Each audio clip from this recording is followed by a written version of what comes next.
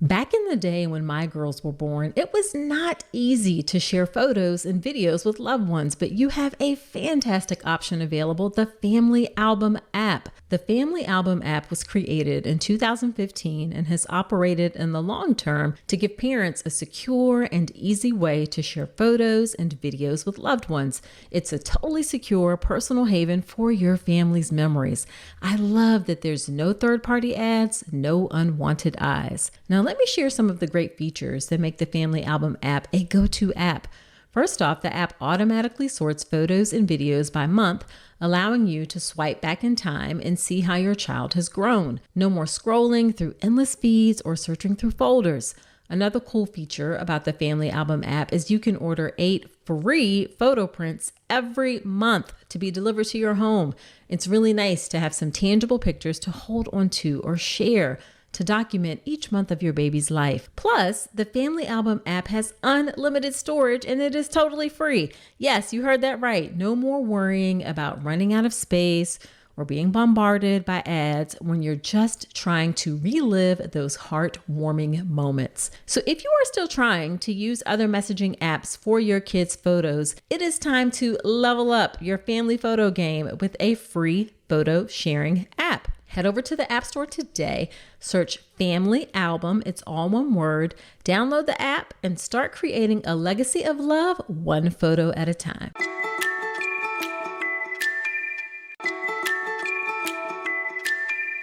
Well, hello there. Today I want to highlight an eye-opening documentary for anyone interested in the journey of childbirth, The Business of Being Born, available on Informed Pregnancy Plus.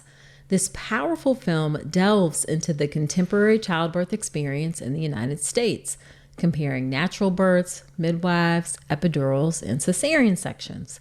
It's an enlightening exploration produced by Ricky Lake, aimed at uncovering the maternity care system and encouraging a dialogue about your birth choices. Informed Pregnancy Plus brings this critical conversation to your living room. For less than 25 cents a day, you'll unlock the documentary among a treasure trove of other resources designed to empower and inform you from fertility through parenting.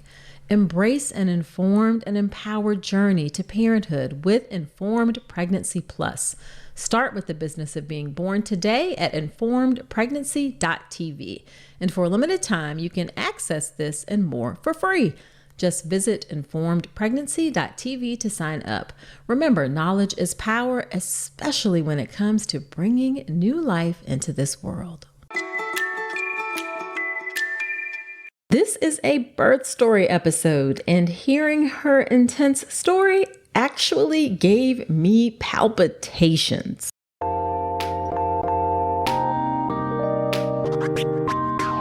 Welcome to the All About Pregnancy and Birth podcast. If you're having a baby in the hospital, you are giving birth in a system that too often takes away power from women over what happens in their own bodies. I'm Dr. Nicole Calloway Rankins, a practicing board-certified OBGYN who's had the privilege of helping well over 1,000 babies into this world. I've been a doctor for over 20 years, and I'm here to help you take back your power, advocate for yourself, and have the beautiful pregnancy and birth that you deserve. This podcast is for educational purposes only, and it's not a substitute for medical advice. Check out the full disclaimer at drnicolerankins.com/disclaimer. Now let's get to it.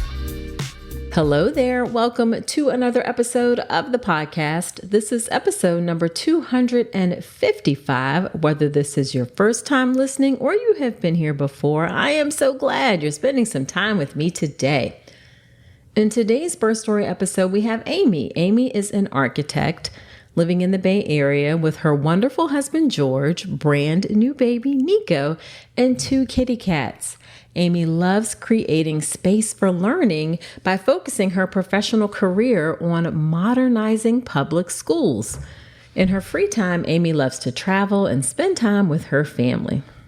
Now, Amy's labor started fast. However, once things got going, she actually got pretty sick. And it was her description of how sick she got that gave me those palpitations while recording her episode. It was actually difficult for the doctors to figure out what was causing her to get sick. And ultimately, it was discovered that she had an infection that had gotten into her bloodstream, and it led her to having a C-section because of the baby being under distress. Amy wanted to share her story because she felt like there's too much cultural shame about being in the hospital and interventions in the hospital, like getting an epidural. She believes that it ignores what it feels like to be in the midst of a complicated labor. Even though she didn't want a cesarean, her body knew that's what it needed in that moment. She also didn't have a TV moment of joy at her son's birth. Her love for him had to grow over time. She herself desperately needed to know that other moms experienced the same thing, and that was hard to find right after birth. So she wanted to share her story to help others feel not so alone. I guarantee you are going to be on the edge of your seat and really learn a lot from Amy's birth story. Now, before we get into the episode, let me do a listener shout out. This is from Madison NW86, and she left me this review in Apple Podcast.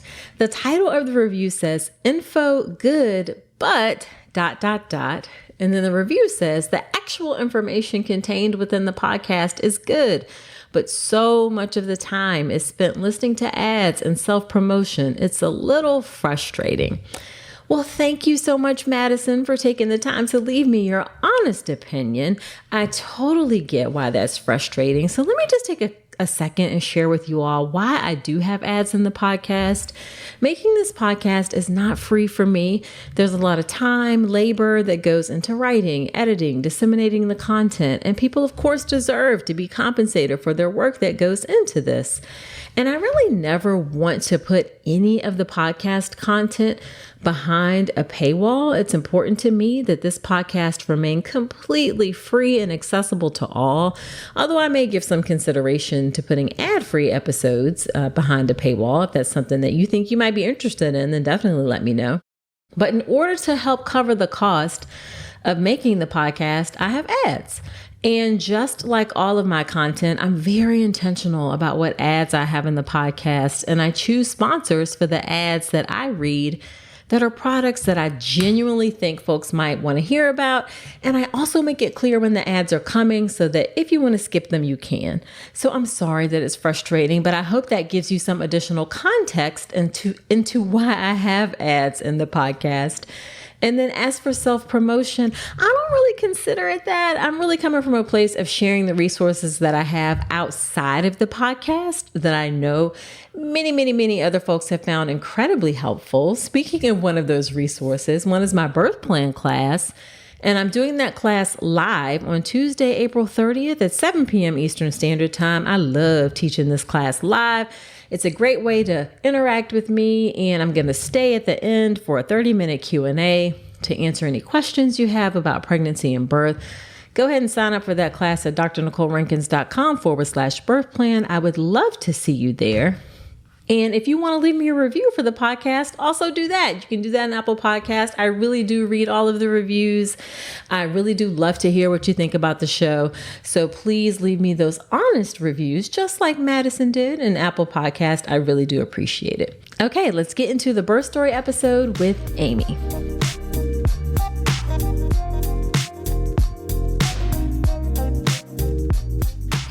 Thank you so much for agreeing to be on the podcast. I'm really excited to have you share your story. Thanks. I'm really excited to be here and meet you. So why don't you start off by having you tell us a bit about yourself and your family. So my name's Amy. I live in the Bay Area with my husband and our son. We also have 2 cats. I'm an architect, and I design public schools. I think that is the coolest thing to do. Do you enjoy it? It's so much fun. I just think education is so important, and like the buildings that you learn in have a big impact. So I really enjoy it, and I like seeing what I create being built. Yeah, that's awesome. I'm just like, for my own curiosity, do you end up doing like new schools, or is it like a lot of renovations of older schools, or a little bit of both? Most of it's modernizations of old schools. Okay. Is the Bay Area is pretty built out. So Gotcha. sometimes we get a new building, which is really fun, Yeah. but most of them are renovations. Yeah, I would imagine. Okay, well, let's get into the pregnancy and birth piece. In order to understand what happened during your birth, we got to understand what happened during your pregnancy. So what was your pregnancy and prenatal care like? I actually just wanted to start about getting pregnant. Oh, sure. Yes, please. Yes. It was, we had a really hard time. So eventually we did fertility. We did 4 IUI cycles, 2 egg retrieval cycles, and we did 2 transfers before I finally got pregnant. So I feel like my pregnancy was just really long because there was a lot of hormones, a lot of like attempts to like get us to day one where the stick turns pink. Yeah. So how long like was the process of trying and then during fertility treatments before you got pregnant? Yeah, so we tried like naturally for a year, and then we tried for another year, and I was really lucky that it was just 1 year, so it was about 25 months before we were lucky enough to have a baby on the way. Okay, that's a long time. Was it hard? I don't want to put words in your mouth, but like how challenging was it for you? I mean, it was extremely hard. It's just really isolating and painful, and even though you're like in it with your husband, it's still hard. Hard for us to go through it together, and it just costs a lot. So I'm really lucky that we were able to do that and even have some embryos frozen for the next baby. Okay. Nice. Well, that's great. So then when you found out you were pregnant, obviously there was some joy there. When did you feel like excited? Were you worried about miscarriage, or when did that sort of settle in that this was actually happening? Yeah, we definitely were very cautious to celebrate. We thought like maybe our journey wasn't over. Definitely worried about miscarriages. So, it wasn't till like the 12-week ultrasound that we started getting really excited because everything was coming back normal. Right. Obviously, we got past like that initial couple of weeks where miscarriages are likely or more. So yeah, I was at the 12-week ultrasound where we just left like on a high, so excited. And the nausea ended. I didn't have a lot of nausea, but I did have a little bit. Gotcha. And so by 12 weeks, it was gone. Okay, good. So then what was your pregnancy, the rest of your pregnancy like? What was your prenatal care like? I loved being pregnant. I had a really easy pregnancy from that point on. The prenatal care was a little bit more difficult. I went to a big teaching hospital here in the Bay Area, and just like scheduling with them was really hard.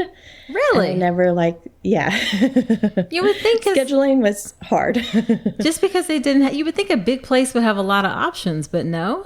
They have, a great reputation, and they take really high risk cases. And so I think they just have a lot of demand. Gotcha. I mean, the pregnancy care, they were great. So it was UCSF. Okay. So the first part was a little hard. I never saw the same like midwife or nurse practitioner. So every time it was somebody new, it was hard to get the appointments in.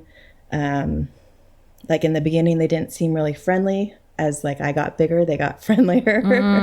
I think they as you get closer to delivering, it's like more important, I guess, the relationship. Gotcha. At first, I don't think they were like, oh, she's doing fine. Right. Next. Gotcha. Yeah. So you were seeing midwives mostly? They have a really strong midwifery program, which I really liked, that they think like every birth should have a midwife.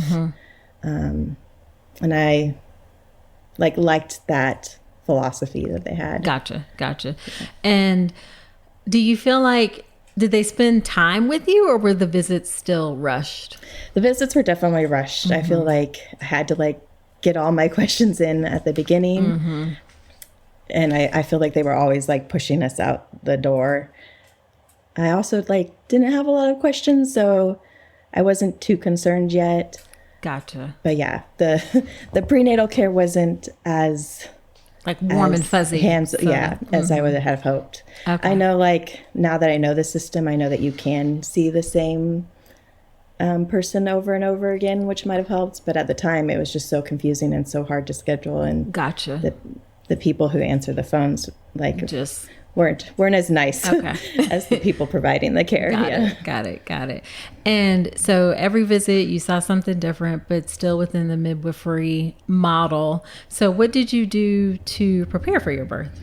I tried to do everything possible. I definitely listened to this podcast. I listened to the itWhy podcast. I read a lot of books. The what was it you said? itWhy? Oh, I haven't heard of that. It's about hypnobirthing.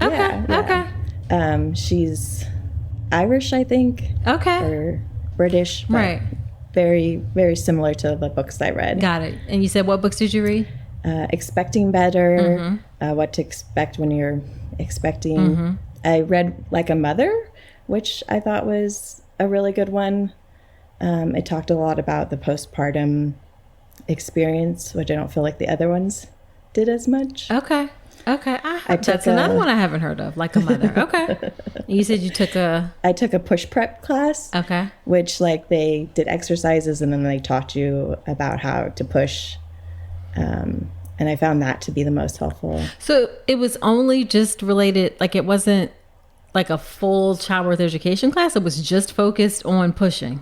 I mean, a lot of it was about childbirth. We did take another childbirth class and they covered a lot of the same things, but this was a lot about the mechanics of pushing and what it might feel like and getting you strong. Right. With the exercise class that it starts with to be prepared.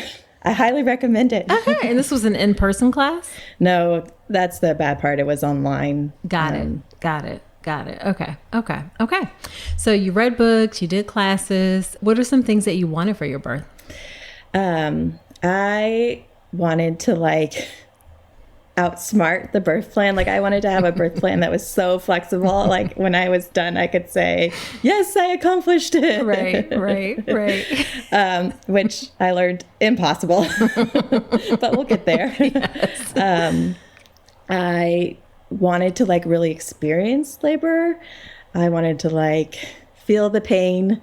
And then as soon as I was done with that, I was okay with drugs, but I didn't want to be pressured into any drugs. Got it. Or epidural. Got it. And I really obsessed over the golden hour. I just wanted my baby to come out and I wanted to hold him and not have anybody bug me for as long as I possibly could. Yeah, that's totally normal. And was there anything that you were afraid or scared of about your birth?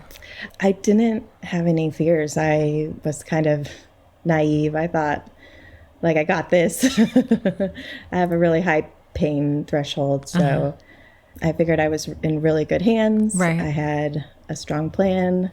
My husband, my mom, and my doula were going to be there. I thought I had covered all the options. Got it. Okay. All right. And at what point did you hire a doula? It was at the end of the second trimester and at the beginning of the third. One of the things that I found really helpful is they had a survey question. And one of the questions on there was what would make a cesarean, what about a cesarean would be a good experience? Oh, okay. And I freaked out. I was there's no cesarean that's going to be a good experience. I don't want that. That's not happening to me.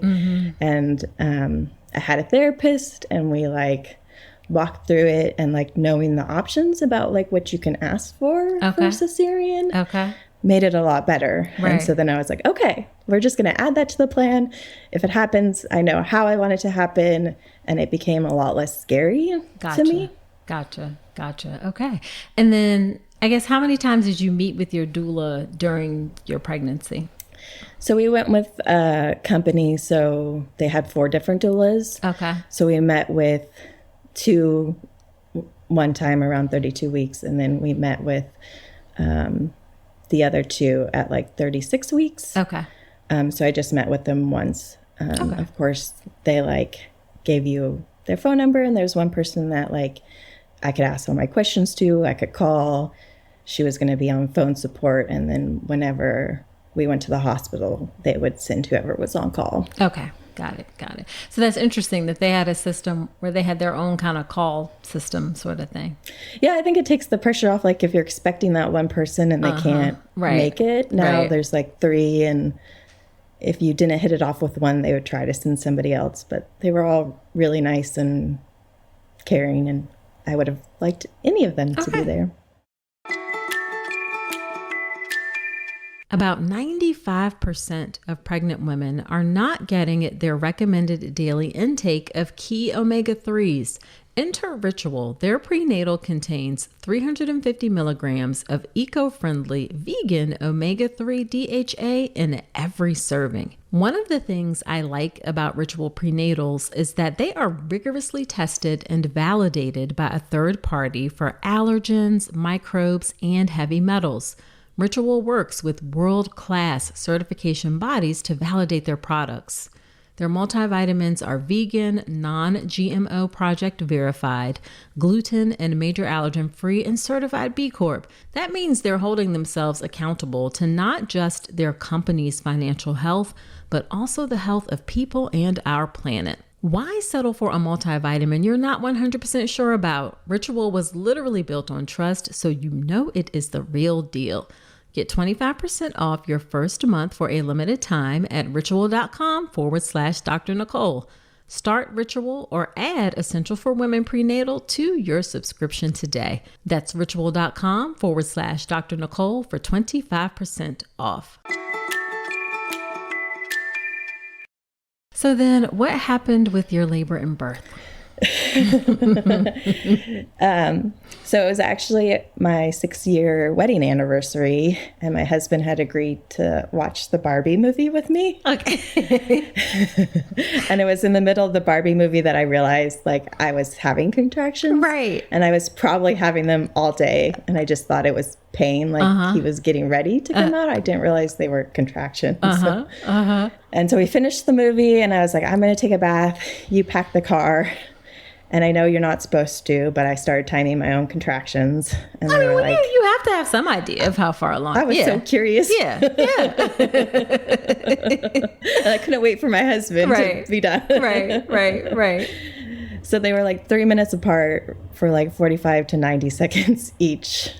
And so I was like, I went from like 0 to 60 really, really fast. Okay. And as soon as that like bathtub was cold, I was like, we're going to the hospital. Okay. I'm ready. So you feel like the intensity ramped up pretty quickly? Okay. Like I didn't have time to like prepare or get used to it. I felt like, just, now we're in labor. It's go time. Yeah. Got it. Okay. So how far was your drive to the hospital? It was like 25 minutes. Okay. So not too terrible. No. And it was at night. So that's helpful. There was, no traffic. Yeah. Which is. Yeah.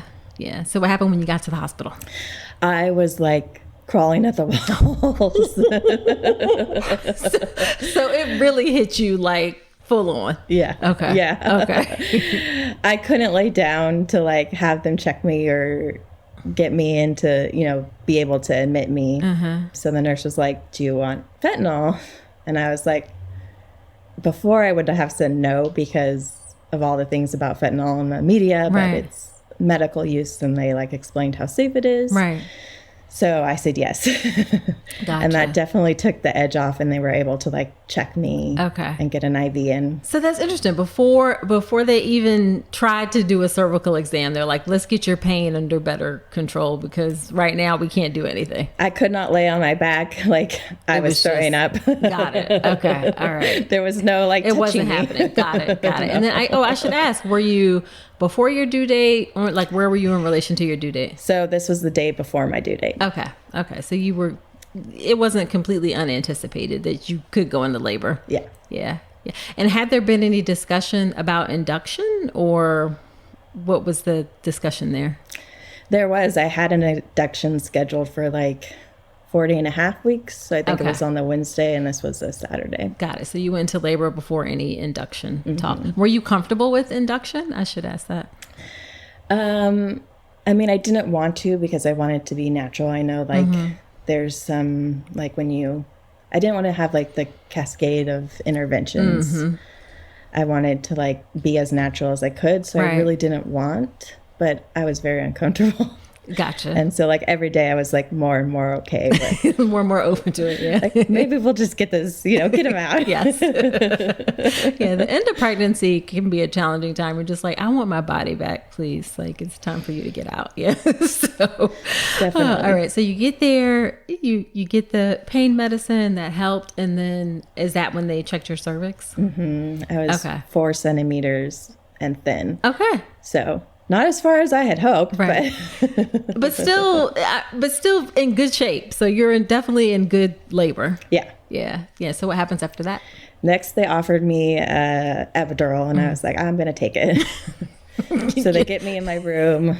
The resident comes in, very nice, gets all the paperwork, explains everything, gets ready, and then we're waiting. She kept paging the attending to supervise, but he wasn't responding. He didn't show up. And so we were just waiting. Right. My mom thinks it was about an hour. I have no sense of time at this time. Okay. But he eventually shows up and he's not friendly. Did it feel like a long time to you? It did not. I was shocked when my mom thought it was an hour because I was just like every contraction, we're breathing, we're like getting through a contraction, getting through the next one. Gotcha. And so he showed up and you said he wasn't nice. No, he was very like short with the resident. He didn't introduce himself to me at all. She like at one point asked, "Is this long enough?" And he said something about like the problem's not the length, the problem's her. And I'm just sitting there like, oh my gosh, like I'm not going to say anything because there's a huge needle back there somewhere. But he was just really rude to her. And I don't know if he was sleeping or in another procedure and he got pulled away, but he was not friendly or nice. Oh, that's terrible. Yeah. And it doesn't make you feel good about this person sticking a needle in your back. Yeah, who I had had a lot of confidence in until this guy came in. And Right. Yeah. Okay. I was like, I could hear you. Yes. So then how did the procedure end up going after? I mean, hopefully it went in and it was straightforward. I mean, it was really smooth. I didn't feel anything. And like when they laid me back down, it was really strong at first. Like eventually it weared off enough where I could like help them move my legs. But at first I couldn't feel anything and I couldn't move at all. Okay. So it was pretty dense. How did you feel? Some people find that it's weird because like, your legs are there, but you can't feel them. So what was that like for you? I mean, I didn't find it that weird. Okay. I was also like sleepy. I was going to ask. You said it was the middle of the night. So had you gotten any sleep at all? Yeah. So I got like the epidural around like 12:45. And so I think I was just tired and glad the pain was gone because I went to sleep quickly after that. Okay. Good. All right. So then what happened with the rest of your labor? So they came back at like 3:30 and they checked and no progress, still 4 centimeters. And they wanted to break the water. And so I said, okay, like I don't feel anything. We got to move this along. Right. The birth plan's out the window. And there was a lot of meconium in the water. Okay. But then I went back to sleep. Okay. And at 5, they woke me up again. They're like, no progress. We want to start Pitocin. I was like, great. Again, I'm sleeping. Right. I can't feel it. Why not? Okay. And I like had a headache at that same time. So they gave me Compacine and Benadryl. Okay. And I like went back to sleep. Okay. And then this is kind of like where the birth turns. I wake up around 7 a.m. Just shaking like uncontrollably. Right. And the doula is like, this is normal. Like this is the epidural or labor. Like just take deep breaths. You're going to be okay. Okay. Oh, at what point had the doula got there? When did she get there? She got there right after my epidural. Okay. So that's good. And so your mom was there, the doula, and your husband. Yeah. Okay. So you woke up shaking uncontrollably and then... And it just kept escalating. And no matter how many deep breaths I took, I could not get it under control. And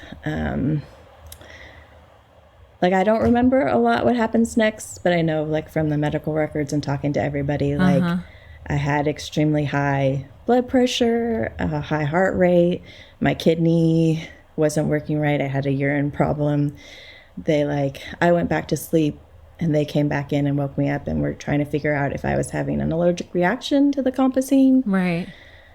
Which they ruled out because the antidote for that is giving Benadryl, and I had them together. Okay. And so then they were thinking maybe it's preeclampsia, but eventually they realized that I had an infection. They thought it was choreo. So, and of course the baby's not doing that great now either. Right. So they gave me antibiotics and fluid and hope like once I get better, then he'll do better. Okay. And we'll be like back on track. Okay.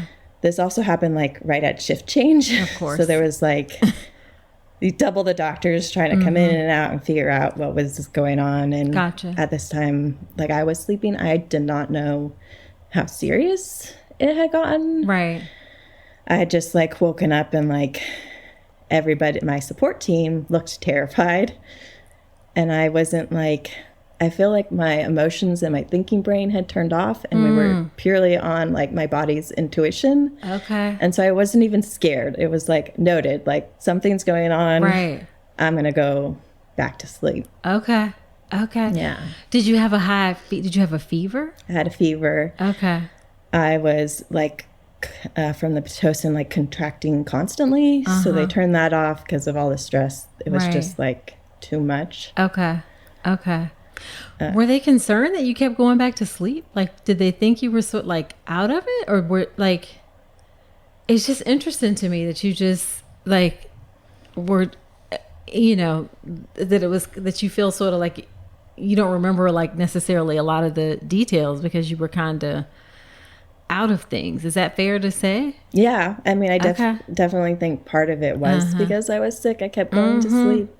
I mean, they were waking me up fairly regularly. Right. And I know they like came in to ask me a whole bunch of questions about the allergic reaction. So I was able to respond to them even though like I couldn't open my eyes. Really? Oh my goodness. Okay, so what happened from there? So next my heart rate plummets, or not my heart rate, my blood pressure plummets to like 85/50. And then I think that's when they realized it wasn't just an infection. There was sepsis. Yeah. I had sepsis. I don't know how you say it. Yeah. Yeah. Oh. And so then they got really concerned and started monitoring the baby more often. And of course, he went into distress, had late D cells, and that's kind of time to recommend a cesarean. Okay. And how were you feeling? I mean, when they talked about cesarean, like what was your thought process? So actually right before they came in to recommend that, like I had woken up enough to hear my husband and my mom saying, oh, like we're going tomorrow. She's not making very much progress. I was only at 5 centimeters. Okay. And in my head, I was like, we're not going to tomorrow. As soon as they offer a cesarean, I'm taking it. Like, we definitely need to get this baby out. Okay. And I felt like really at peace with it. Like, right. There's like, that's the only way forward is a cesarean. Okay. And then what time was this? It was at 9:20, 9:30. In the morning? In the morning. Okay. Okay. All right.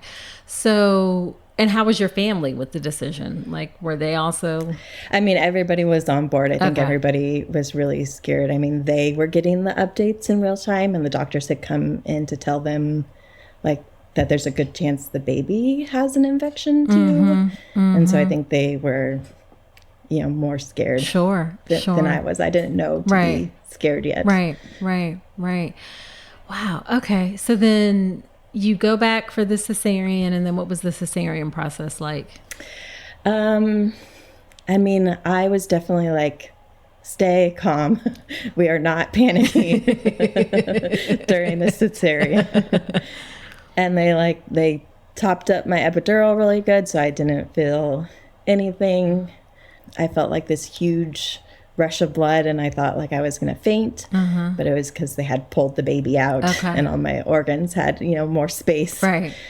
And they like said, the baby's out. So of course it's silent because we're all waiting for him to cry. Right. And he like gurgles, and then I'm assuming they, suctioned any liquid out, and we heard a good cry. Okay.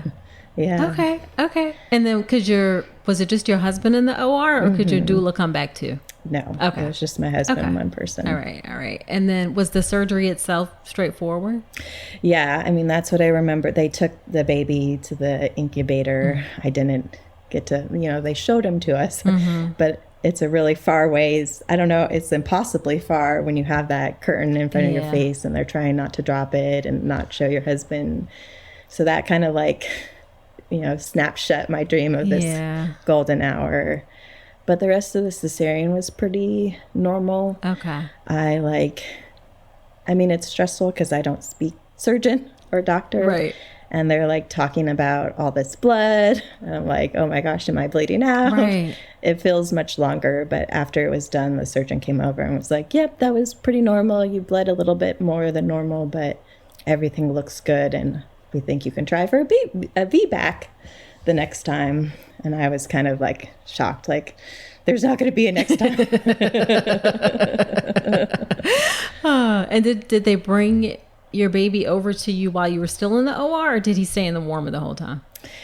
So they let my husband go over there while they were still sewing me up. When we were both done, when I was done and sewed up, they brought him over to me and I got to see him very briefly. And then they took him to the ICU or the intensive nursery. Well, why is that? Because of the concern for infection? And the meconium. Okay. They wanted to keep him on positive air pressure. Got it. Yeah. Okay. And they were really concerned about the infection. Okay. All right.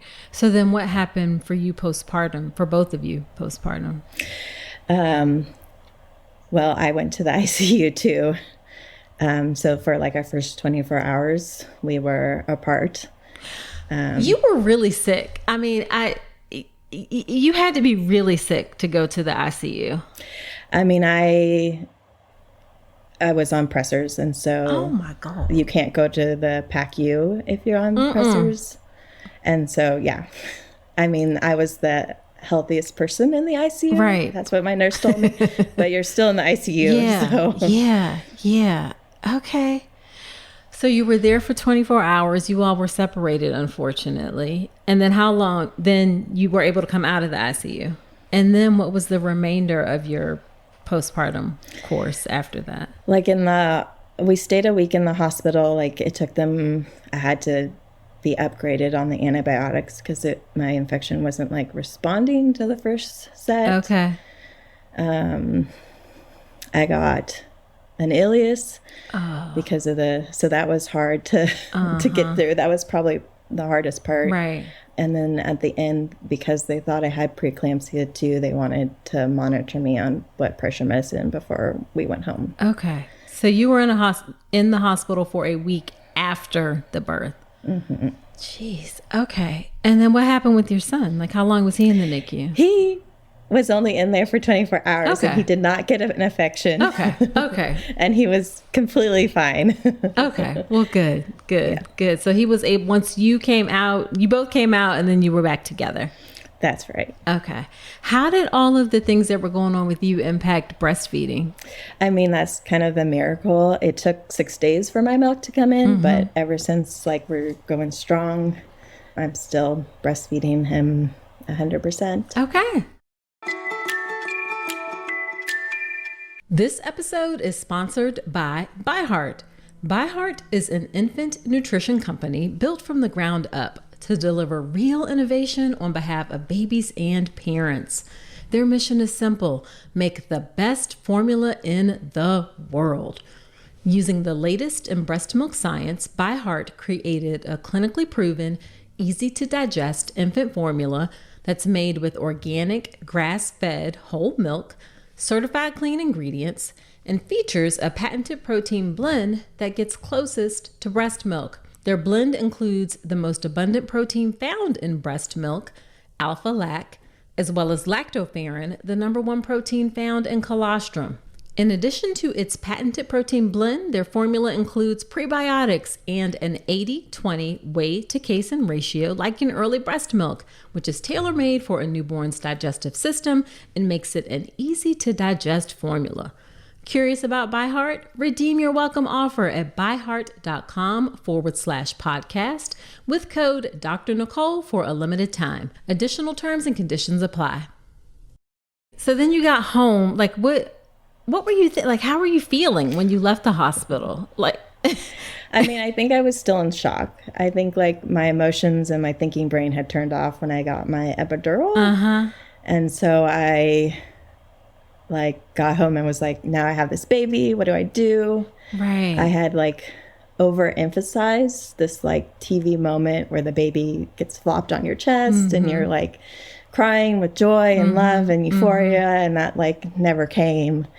So it was a really like hard time because I'm like so sad for myself that I don't have that joy. Right. I'm so sad for my baby because he has this like weepy mother that doesn't like feel these strong emotions for him. Right. So it took like, luckily I had a good therapist from like the fertility journey and she helped me a lot. And it took about 4 to 6 weeks for like that like the love and the like obsession to start and to really have those like strong feelings for him and start to connect with him. Right.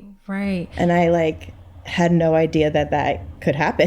I just thought as soon as the baby's out, you have this strong connection. They're your baby. I didn't realize that you could like be in shock and that it would take some time to turn back on your feelings and have those. Yes. Those mama love. Thank you. This I'm so grateful that you're being honest about this, because I think it's something that a lot of people don't talk about, is that you may not have that immediate connection, and that it took not just a couple days, but for you it took weeks to find it. And especially I'm guessing too, I don't want to put words in your mouth, but do you feel like because you have waited so long for this baby that it was, like, why am I not having this moment? Did you think any of that? Exactly. Like I thought I had struggled enough with the infertility and then with this like crazy birth that like I was like, I'm due. Yeah. I'm due, so good luck. This is not fair. Gotcha. Okay. So then how was your physical recovery from the C-section? I feel like it went like slightly better than I expected. I know like I was still like cut in half, but it took like about 3 weeks before I felt like I could stand up straight. And then like another 3 weeks of like, yes, this is in pain, but I'm still getting back to my normal routine. Okay. And then when did you go for your postpartum check? I mean, I went early. I went like 2 weeks after because everybody was so concerned. So I went at 2 weeks and 6 weeks. Okay. Did they ever give you like an explanation as to what they think happened with you? Like why you got so sick? I mean, the surgeon has a belief, and I kind of feel that it's accurate. She thinks that it was the membrane sweep that I got the week before I went into labor, that there might have been like a little hole in the amniotic sac that the infection got through. I mean, it's a little gross, but I lost my mucus plug. And then like mucus just kept coming out, and it started to get to the point where I was like, this is green. This looks like a sinus infection color. Like, I don't think this is right. So like I was about to like, because I had told them, oh, it's green yellow at my OB appointment a couple days before I went into labor. But I wasn't like, I'm concerned. Like, is green yellow okay? And they were like, yes. But then I was like, oh, I think that was definitely green. Okay. Wow. Oh my goodness. Okay. Did you have the GBS bacteria? I did. I forgot to ask. You did? Okay. Which can definitely increase the chances of infection. Okay. So how are you feeling about the whole thing? I feel surprisingly, like, really at peace with it. I don't think there's any other way it could have happened. And I feel like my body really saved me. Right. Like, it got the baby out before before he could get an infection. Mm-hmm. And I feel if I wasn't so sleepy and out of it, I would have like questioned more and like debated the pros and the cons and what if we do nothing, and like I really want it to be natural, like I'm gonna fight longer. And I think for our recovery's sake, it was just better that it all happened quickly and and we can get the individual medical care we needed and get back on track. Okay. I'm curious, what did your husband, your mother, your doula say? Like, did they say anything about their perspective of what was going on? The doula had the most opinions, right? She thought that the care was a little hectic, and she was like constantly wondering like, who's in charge? Like, who's going to come in and know what's going on? But I think sometimes like medical things are a problem to be solved, and you can't just get the test and say, oh, it's preeclampsia, oh, it's an infection. Like, it happened all so fast that they were just doing the best with the information they had. And because I wasn't awake when they were like hectic and scrambling, like I feel like at peace and calm, where they saw this like scary moment where nobody really knew what was happening. Okay. Oh, and were you under the care, did you start under the care of the midwives in the hospital and then like transition to physicians, or was it the midwives up until your C-section, or like how did that work? No, I think from the beginning I had a doctor. Okay. All right. As soon as I entered the hospital. Gotcha. But somebody you hadn't met before. Yeah. Okay. All right.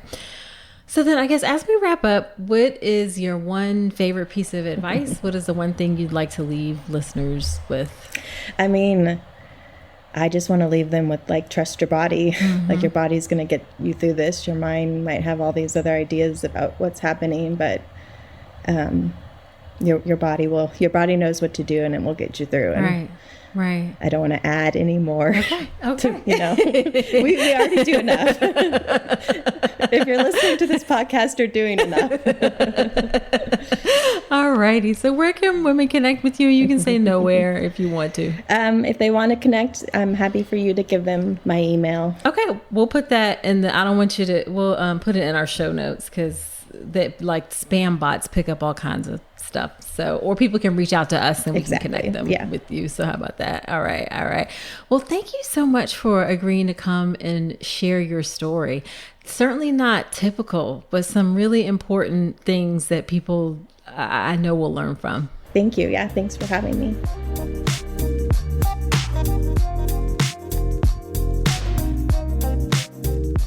Wasn't that a lot? Thank you so much, Amy, for agreeing to come onto the podcast and share your story. After every episode, when I have a guest on, I do something called Dr. Nicole's Notes, where I talk about my top takeaways from the conversation. Here are my Dr. Nicole's notes from my conversation with Amy. 1, I think her body was so focused on fighting infection, and that's why she was so sleepy. Obviously, I don't know, I don't have her records in front of me and I wasn't there, but I really suspect that her body was just so focused on that infection that she really did not have energy for anything else. Really, that's what I believe what was happening. Number 2, I want to thank Amy for being honest that it took 4 to 6 weeks for her to connect with her baby. That bonding, that connection is not necessarily instantaneous, and it doesn't mean that you're a bad mom. It just means that you are human. You are getting to know this person on the outside. Your baby is getting to know you too. And sometimes that is going to take time. It doesn't mean that you're any less of a mother or a parent because it took you some time to connect with your baby. Again, it just means that you're normal and that you are human. The next thing I want to talk about is the membrane sweep and green discharge. One, green discharge is generally never okay in pregnancy. Sometimes yellowish can happen, clear, but green is not a good sign. So if you ever have a green discharge, do make your doctor or midwife look at that. And then as far as membrane sweep, a membrane sweep is a process where we put 1 or 2 fingers inside the cervix. So you have to be a little bit dilated and just run our finger around in circles. It helps to separate the membrane from the uterus, and it can help bring on labor. This is something where there should absolutely, hands down, without question, there should be permission first. This should be described before it's done. Unfortunately, I see OBGYNs who are like, well, I'm in there checking your cervix anyway. I might as well just strip your membranes. That is a cultural problem that we have in our specialty, that it's considered okay to just do the membrane sweep while we're in there. That is not okay. We need to describe it to you. We need to get your explicit permission first before it happens. And we need to tell you that it's happening. Okay. This should never be something that just, oh, I just swept your membranes while I was in there, or that you don't know it happened at all. So definitely permission first before a membrane sweep. The way you can guarantee that there's some permission is if your doctor offers to check your cervix towards the end of pregnancy, which isn't necessary, by the way. Then you can say, hey, what about a membrane sweep? Are you planning to do a membrane sweep? Just bring up membrane sweep, and whether you do or don't want it before the cervical exam happens, okay? Before the cervical exam happens. And then the final thing I want to say is it's really impossible to be prepared for every single thing that can happen during labor and birth. That is what healthcare professionals are trained for. That's what we train years for. But of course, education and preparation help a lot, and they help conquer a tremendous amount of fear. And although you may not understand every single thing that's going on, you'll have a general idea, and you'll just feel a lot better about things. So although you can't be prepared for everything, please invest in some education, because that education is going to greatly reduce fear. Another thing that's going to reduce fear is my birth plan class. Make a birth plan the right way. I teach you how to make a birth plan well before you get to the hospital. So this discussion happens under calm circumstances. And so that you're not having to feel rushed, you're not having to feel pressured. You're doing it under a nice, calm environment of your prenatal visits. And then you know well beforehand about things you can expect in terms of the support for what you want in your birth plan well before you get to the hospital, and you can prepare for that. So I would love to see you in my live class on Tuesday, April 30th. Again, it's drnicolerankins.com/birth plan to sign up. So there you have it. Be sure to subscribe to the podcast wherever you're listening to me right now. Also, leave me an honest review on Apple Podcast. I do read them, and I do love to hear what you think about the show. And that is it for this episode. Do come on back next week, and remember that you deserve a beautiful pregnancy and birth.